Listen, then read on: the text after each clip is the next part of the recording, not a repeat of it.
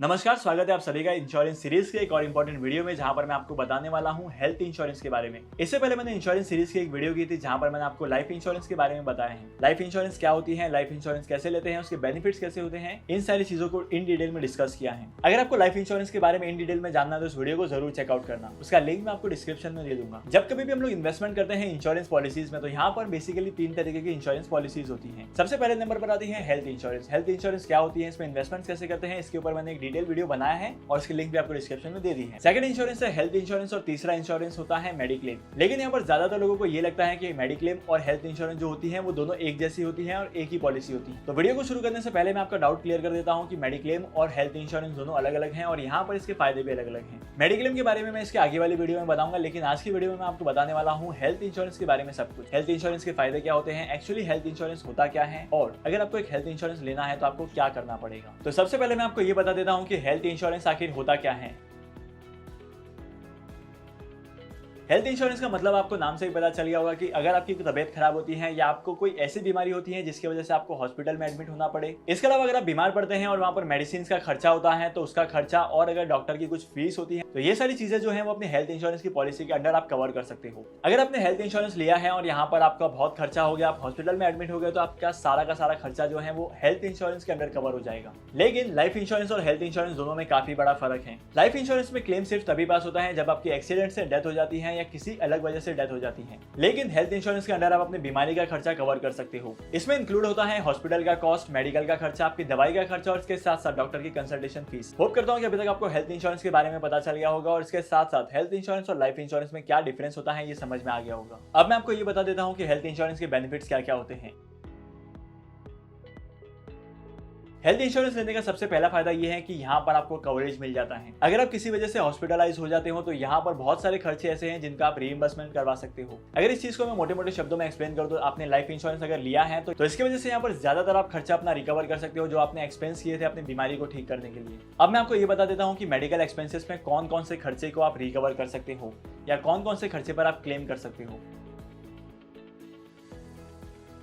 सबसे पहली चीज है इन पेशेंट हॉस्पिटलाइजेशन एक्सपेंसेस। अब ये क्या होते हैं, जब कभी भी किसी भी पेशेंट को हॉस्पिटल में एडमिट किया जाता है तो उसके पहले 24 आवर्स जो होते हैं यहाँ पर उस पेशेंट की बीमारी का पता लगाया जाता है और ट्रीटमेंट क्या करना है ये पता लगाया जाता है। तो यहाँ पर भी जो खर्चे होते हैं इस खर्चे को रिकवर कर सकते हो आप हेल्थ इंश्योरेंस को, जो कि आप मेडिक्लेम पॉलिसीज में नहीं कर पाओगे। सेकंड चीज यहाँ पर है pre hospitalisation and post hospitalisation charges. Pre hospitalisation का मतलब होता है कि जब पेशेंट को एडमिट किया गया उसके पहले कुछ दिन, और पोस्ट हॉस्पिटलाइजेशन का मतलब होता है कि एडमिट करने के बाद जब पेशेंट को छुट्टी मिल जाती है हॉस्पिटल से, तो उसके बाद के जो सर्टेन डेज होते हैं उसको कहते हैं पोस्ट हॉस्पिटलाइजेशन। और यहाँ पर भी जितना एक्सपेंसेस होता है, आपके जितने भी खर्चे होंगे, डॉक्टर के खर्चे, कंसल्टेंसी के खर्चे, दवाई के खर्चे, तो ये सारे खर्चे भी आप इस इंश्योरेंस के अंदर कवर कर सकते हैं। सबसे इंपॉर्टेंट चीज आप यहाँ पर रिकवर कर सकते हो डे केयर के एक्सपेंसेस।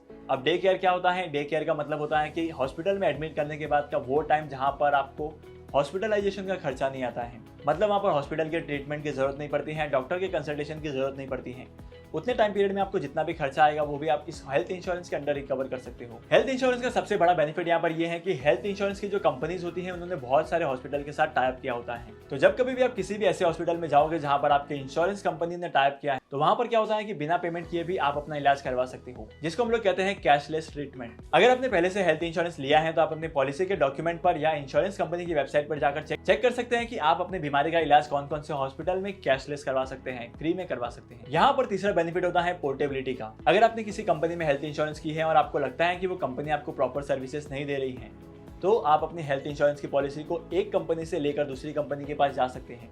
लेकिन अपनी पॉलिसी को ट्रांसफर करते टाइम आपको ये देखना है कि जब कभी भी आप पॉलिसी को ट्रांसफर करेंगे तो आप किसी बेटर कंपनी के पास जाए जहां पर वो सर्विसेज उसकी बेटर हो। इसके अलावा मेडिकल कॉस्ट जो है वो दिन ब दिन बढ़ते जा रहे हैं और यहाँ पर अगर मैं इनकम की बात करूँ तो इनकम में से अपने खर्चे निकालना, खासकर मेडिकल एक्सपेंसेस के खर्चे निकालना बहुत ज्यादा डिफिकल्ट हो गया है। और अगर आप हेल्थ इंश्योरेंस लेते हैं तो आपका बेनिफिट यहाँ पर भी मिलेगा, क्योंकि आपके सारे जो ड्यूज होंगे, जो मेडिकल के खर्चे होंगे, वो सारे आपके पॉलिसी के अंडर कवर हो जाते हैं। इसके बाद आखिरी बेनिफिट आपको मिलेगा टैक्स बेनिफिट, जो कि डिपेंड करता है इनकम टैक्स एक्ट पर। और यहाँ पर टैक्स रिलीफ का जो बेनिफिट है वो हर साल चेंज होते रहता है, डिपेंड करता है कि टैक्स की पॉलिसी क्या है। अगर आपने अभी तक हेल्थ इंश्योरेंस लेने की प्लानिंग नहीं की है या आपको लगता है कि हेल्थ इंश्योरेंस नहीं लेना चाहिए, तो मैं आपको बता देता हूँ कि हेल्थ इंश्योरेंस लेना काफी फायदे की बात होती है। तो मैं आपको बता देता हूँ कि कौन कौन से वो रीजन है जिसकी वजह से हेल्थ इंश्योरेंस करना काफी ज्यादा इंपॉर्टेंट है।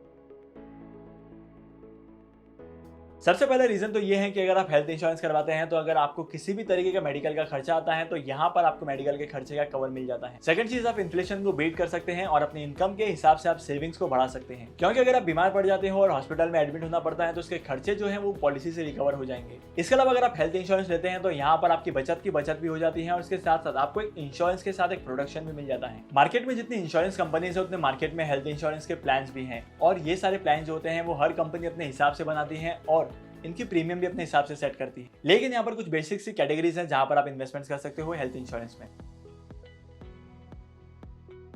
सबसे पहली चीज, आप इंडिविजुअल हेल्थ इंश्योरेंस ले सकते हो जहां पर आपका एक इंसान का पॉलिसी का कवर मिलेगा। ये आप हो सकते हैं, या आपके स्पाउस हो सकते हैं, हस्बैंड और वाइफ, या आपके बच्चे में से कोई एक हो सकता है। दूसरा हेल्थ इंश्योरेंस कर सकते हैं आप अपनी पूरी फैमिली का। यहाँ पर आपको सिर्फ एक बार प्रीमियम भरना पड़ता है और इंश्योरेंस का कवर जो है वो सारे के सारे फैमिली मेंबर्स को मिलता है। अगर उनमें से कोई भी हॉस्पिटलाइज होता है या बीमार पड़ जाता है तो उसके खर्चे जो है वो हेल्थ इंश्योरेंस के अंडर कवर हो जाते हैं। यहाँ पर तीसरा टाइप का हेल्थ इंश्योरेंस प्लान है वो है group insurance. Basically group insurance का सिस्टम जो है वो बहुत सारी कंपनीज में चलता है। यहाँ पर बहुत सारी कंपनीज ऐसी होती है जो ग्रुप में इंश्योरेंस करती है अपने सारे एम्प्लॉइज का। यहाँ पर बहुत सारे हेल्थ इंश्योरेंस पॉलिसीज ऐसी हैं जो सिर्फ और सिर्फ सीनियर सिटीजन के लिए हैं और यहाँ पर सीनियर सिटीजन भी एक लिमिटेड एज तक अप्लाई कर सकते हैं। हेल्थ इंश्योरेंस का सबसे इंपॉर्टेंट पार्ट यहाँ पर यह है कि आप हेल्थ इंश्योरेंस के अंदर किसी एक पर्टिकुलर डिसीज का भी इंश्योरेंस करवा सकते हैं।